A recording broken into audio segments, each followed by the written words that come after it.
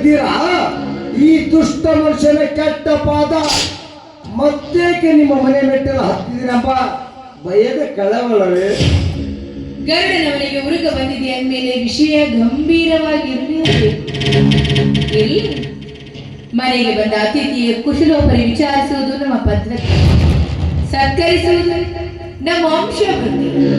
Coffee tea ಬೇಕಾಗಿಲ್ಲ, ನಾನು ಒತ್ತಾಯ ಮಾಡಿಲ್ಲ. ಲೋಕಾರೂಢಿ ಅಂತ ಕೇಳಿದೆ ಅಜ್ಜಿ.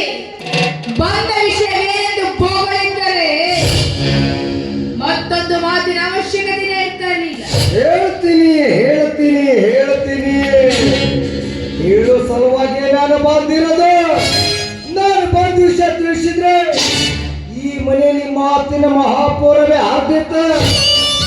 ನಕ್ಕು ನಡೀತಿರುವ ಈ ನಿಮ್ಮ ನಿವಾಸದಲ್ಲಿ ಅಳುವಿನ ಪ್ರಭಾವವೇ ಒಗ್ಗಿತ್ತು. ಆ ನಿನ್ನ ಗಂಡ ಗಂಡುವಲ್ಲಿ ಭೂಪತಿಯ ಯಾತೆ ಗುಂಡಿಗೆ ನಾಟಕೇತು. ಆದೀತು ಹೋದೀತು, ಮುಂದಿನ ಭವಿಷ್ಯ ಹೇಳಲು ನೀನ್ಯಾರೋ ಬೋಳಿ ಮಗನೇ ಅನ್ನಬೇಕಾದೀತು. ನನ್ನ ಮನೆಯ ಮೆಟ್ಟಿಗೆ ವಿಷಯವೇನೆಂದು ಬೊಗಳಲೇ ಮೊದಲು. ಬೊಗಳಲೇ ಬೋಳಿ ಮಗನ. ಇರ್ಲಿ ದೀಪ ಆರುವ ಮುಂಚೆ ಪಕ್ಕ ಪಕ್ಕ ಮಾಡೋದು ಸ್ವಾಭಾವಿಕ.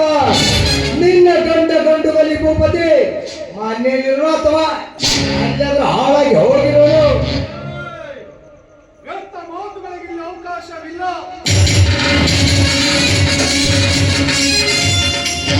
ವಿನಾಕಾರಣ ಮಾತಾಡಿ ನೀನು ಅಜ್ಞಾನ ಪ್ರದರ್ಶಿಸಬೇಡ. ಒಂದು ವಿಷಯ ಏನು ಅನ್ನೋದು ನೇರವಾಗಿ ಹೇಳು. ವ್ಯರ್ಥ ಮಾತನಾಡಿ ತಿಳಿದುಕೊಳ್ಳುವ ಮೂರ್ಖ ನಾನಲ್ಲ. ನಾನು ನನ್ನ ಮಾತು ಅಂದ್ರೆ ಗೋಡ್ಯಾಗ ಗೂಟ ಜಡ್ದಂಗ ಏತಿ ಯಾಕವ ದುರ್ಬಿಟ್ಟು ಬಾ ಬಾ.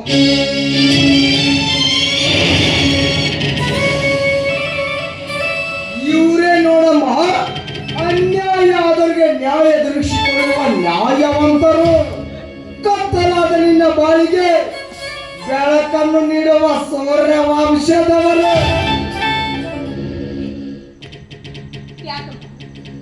ನಿನ್ನ ತಂದೆ ತಾಯಿಗಳಿಗೆ ಹೆಚ್ಚಾಗಿ ಸದಾ ನಿನ್ನ ನಗುವನ್ನು ಬಯಸುವ ನಮ್ಮ ಮುಂದೆ ಹೇಳಮ್ಮ. ನೀನು ತಳೆದಿಗೆ ಕಾರಣ ಏನು ಅಂತ. ಯಾಕಮ್ಮ ಕೇಳ್ತಿ? ಯಾರಿಂದಲಾದ್ರೂ ನಿನಗೆ ತೊಂದರೆ ಆಯ್ತೇನಮ್ಮ? ಸರ್, ಆ ವಿಧಿ ನನ್ನ ಹಣೆ ಬರವತಿ ಕೆಟ್ಟದಾಗಿ ಬರ್ತಾನೆ ಸರ್. ಅಂದಾಗ ನಡೆದ ಘಟನೆಯನ್ನು ಯಾವ ರೀತಿ ಹೇಳಲಿ ನಿಮ್ಮ ಮುಂದೆ? ಕಣ್ಣು ಕೊಟ್ಟವರು ನೀವು, ದೃಷ್ಟಿ ಕಿತ್ತುಕೊಂಡವರು ನಿಮ್ಮವರೇ. ನನ್ನ ಬದುಕಿನ ಬಳ್ಳಿಗೆ ಕರುಣೆಯ ನೀರು ಹೊಯ್ದವರು ನೀವು. ನಿಷ್ಕಣೆ ಕತ್ತಿಯಿಂದ ಅದರ ಬೇರನ್ನು ಕೊಯ್ದವರು ನಿಮ್ಮವರೇ. ಅಂದಾಗ ನನ್ನ ರೋಗಣೆ ಅರಣ್ಯ ರೋಗಣೆ. ಹೂವಾಗಿ ಆಡುವ ಯೋಗ್ಯತೆ ನನಗಿಲ್ಲ.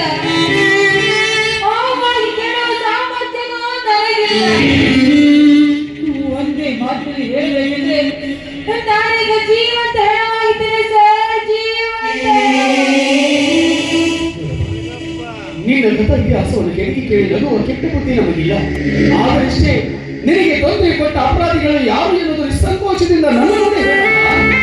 ಅವರು ಯಾರೇ ಆಗಿರಲಿ, ಎಂತವರೇ ಆಗಿರಲಿ, ಅವರನ್ನು ನಾನು ಸುಮ್ಮನೆ ಬಿಡೋದಿಲ್ಲ. ಮತ್ತೇನ್ ಮಾಡ್ತೀಪ? ನಿಂದಿರ್ಸಿ ಗುಂಡಾಗ್ತೀಯ ಅಥವಾ ಕಟ್ಗ ತಗೊಂಡು ತುಂಡ ಕತ್ತರಿಸ್ತೀಯ? ನಾನು ಕೇಳ್ತಾ ಇರೋದು ಅವಳನ್ನ, ನಿನ್ನನ್ನೆಲ್ಲ ಬಾಯಿ ಮುಚ್ಕೊಂಡು ಸುಮ್ಮನೆ ನಿಂತು. ಯಾಕೆ? ತಪ್ಪು ಮಾಡುವವರು ಯಾವ ರೀತಿ ಶಿಕ್ಷೆ ಕೊಡ್ತೀನಿ ಅನ್ನೋದು ನಿನಗೂ ಚೆನ್ನಾಗಿ ಗೊತ್ತು ತಾನೆ. ಓಡಿ ಬಿಟ್ಟು ಹೋಗಿ ಅಲೆಮಾರಿಯಾಗಿ ಊರು ತಿರುಗಿ ಬರ್ತೀವಿ, ಊರಿಗೆ ಕಾಲಿಟ್ಟಿದ್ದೀಯ. ಯಾಕೆ ಗೊತ್ತಿಲ್ಲವೇ ಈ ಭೂಪತಿಯ ಕೈ ಚಳಕ ಏನು ಅಂತ? ದುಡಿಮೆಗೆ ತಕ್ಕ ಸಂಭಾವನೆ, ತಪ್ಪಿಗೆ ತಕ್ಕ ಶಿಕ್ಷೆ ಕೊಡುವುದೇ ನನ್ನ ಇದೇ ಮಾತು. ಇದೇ ಮಾತು. ಕೊಟ್ಟ ಮಾತಿಗೆ ತಪ್ಪಿ ನಡೆಯುವುದು ಈ ಭೂಪತಿಯ ಜಾಯಮಾನದಲ್ಲೇ ಇಲ್ಲ. ಏಕೆ ಹೇಳಮ್ಮ, ನಿನಗೆ ತೊಂದರೆ ಕೊಟ್ಟ ಅಪರಾಧಿಗಳು ಎಲ್ಲಿದ್ದಾರೆ ಅಂತ? ಇನ್ನೆಲ್ಲಿರ್ತಾರಪ್ಪ, ಇನ್ನೆಲ್ಲಿರ್ತಾರೆ? ಕತ್ತಿರೋದು ದೀಪದ ಕೆಳಗೆ ಅಲ್ಲವೇ? ಹಂಗ ಇವಳ ಬಾಳಿಗೆ ಬೆಂಕಿ ಹಚ್ಚಿರುವುದು ಇದ ಮನಿ ಒಳಗ ಆ ಲೋಕ ಕಂಟಕರ ಹುಟ್ಟಿರೋದು ನಿನ್ನ ಹೊಟ್ಟೆ ಒಳಗ